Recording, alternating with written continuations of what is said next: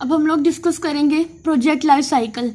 अब project life cycle का मतलब क्या होता है? लाइफ साइकिल से तो आप लोगों को पता चल रहा होगा, कोई ना कोई साइकिल चल रहा है, ठीक है, कोई ना कोई हमारे पास इस तरह का कोई ना कोई साइकिल जो है वो चल रहा होता है।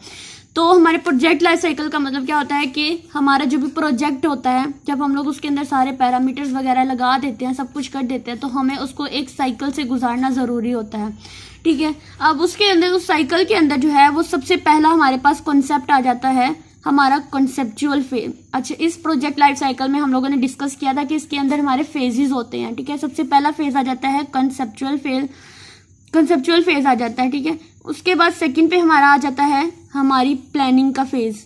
हम अपने प्रोजेक्ट के लिए क्या क्या प्लान करते हैं और किस तरह से करते हैं वो आ जाता है। उसके बाद हमारे पास आ जाता है नेक्स्ट एग्जीक्यूशन का फेज नंबर। इसके अंदर हम लोग फोर फेज को डिस्कस करेंगे। पहला कंसेप्चुअल, दूसरा प्लानिंग, फिर एग्जीक्यूशन, और फिर जो लास्ट वन होता है उसमें हम लोग डिस्कस करेंगे कंप्लीशन, ठीक है। हमारी कंप्लीशन इसमें भी हो जाती है, लेकिन उसके बाद हम लोग जो होते हैं इस कंप्लीशन प्रोजेक्ट को डिस्कस करेंगे, ठीक है।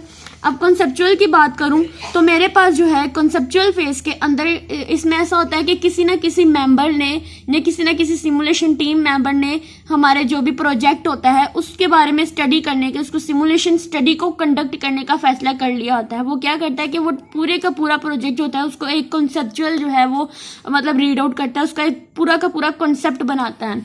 उसके बाद प्लानिंग फेज के अंदर आते हैं। अब इस फेज के अंदर क्या होता है कि हमारे जो भी सिमुलेशन में जितने भी हमारे टीम मेंबर्स होते हैं उनको आइडेंटिफाई किया जाता है। सबसे पहले आइडेंटिफाई द टीम मेंबर्स, और फिर इसके अंदर हमारे पास दो एक्टिविटीज जैसा कि वर्क ब्रेकडाउन स्ट्रक्चर और हमारे लीनियर रिस्पॉन्सिबिलिटी चार्ट्स होते हैं। इन दोनों को स्टडी किया जाता है प्लानिंग फेज के अंदर और हमारी प्लानिंग का हिस्सा होते हैं। फिर नेक्स्ट हम लोग बात करेंगे एग्जीक्यूशन। अब एग्जीक्यूशन फेज जो है इसके अंदर हमारे पास डिफरेंट किस्म की एक्टिविटीज जो है वो एग्जीक्यूट होती हैं।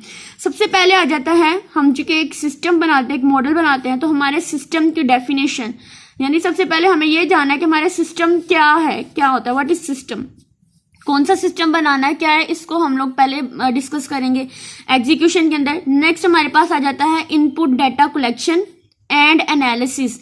जो हमने डाटा कलेक्ट किया है उसको हम लोगों ने इनपुट करना है और फिर उसको हम लोगों ने एनालाइज भी करना है।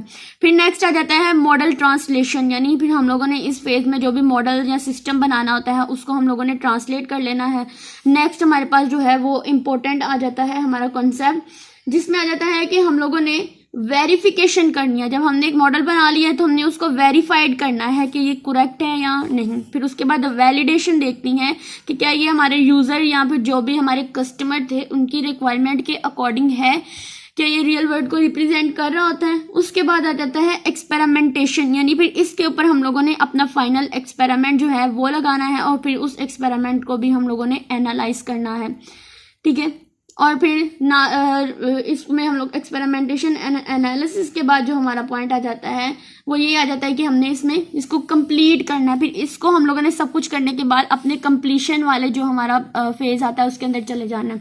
कंप्लीशन फेज में क्या होता है कि हमारे सबसे पहली बात कि एग्जीक्यूशन फेज के अंदर ही हमारे काफ़ी ज़्यादा काम जो है वो कंप्लीट हो चुके थे। हमारी एक्टिविटी ज़्यादातर इसी फेज के अंदर कंप्लीट हो जाती हैं।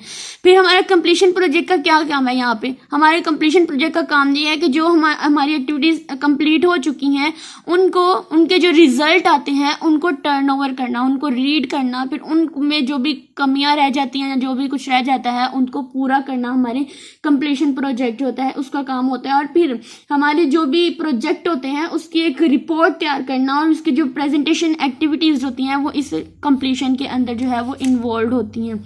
ये था हमारा प्रोजेक्ट लाइफ साइकिल। इसके अंदर 4 फेजेस होते हैं और हर फेज जो है ये बहुत ज़्यादा इंपॉर्टेंट और बहुत ज़्यादा ईजी है। आप लोग इन चारों पॉइंट को याद रखो और फिर ये बात याद रखो कि इसके अंदर क्या क्या है। जैसे प्लानिंग के अंदर हम लोगों ने 2 एक्टिविटीज़ को पढ़ना है, एक था हमारे पास वर्क ब्रेकडाउन स्ट्रक्चर और एक था लीनियर रिस्पॉन्सिबिलिटी चार्ट, ठीक है। फिर इसके बाद एग्जीक्यूशन है, इसके अंदर हम लोगों ने सिर्फ इनके ये वाले नाम याद रखने हैं कि सबसे पहले सिस्टम को डिफाइन करेंगे, फिर डाटा की जो कलेक्शन होती है उसको इनपुट करेंगे, फिर इनपुट करने के बाद उसको एनालाइज करेंगे, फिर मॉडल को ट्रांसलेट करेंगे, वेरिफिकेशन, वैलिडेशन, फिर एक्सपेरिमेंटेशन, एनालिसिस, फिर इन सब को हम लोगों ने एग्जीक्यूट करना है। एग्जीक्यूट करने के बाद जो भी रिजल्ट आता है उसको हम कंप्लीशन प्रोजेक्ट के अंदर टर्नओवर करते हैं, यानी दोबारा उसको रीड आउट करते हैं। अगर कुछ भी वगैरह रह जाता है तो इस फेज के अंदर हम लोग उसको कंप्लीट कर लेते हैं और फिर हम लोग क्या करते हैं कि इस प्रोजेक्ट की एक फाइनल रिपोर्ट तैयार करते हैं और फिर उसको प्रेजेंटेशन के तौर पे हम लोग जो है उस एक्टिविटीज़ में शामिल कर लेते हैं।